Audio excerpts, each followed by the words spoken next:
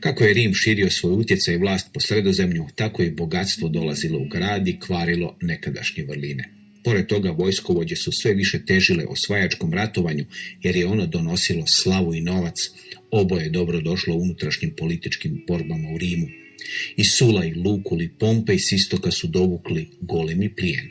Pored želje za slavom i bogatstvom, sve češća bila i želja da se postigne ono što je uspjelo najvećim vojskovođama starog svijeta. A najveći od svih uzor bio je Aleksandar Makedonski, koji je pokorio cijeli istok sve do Indije.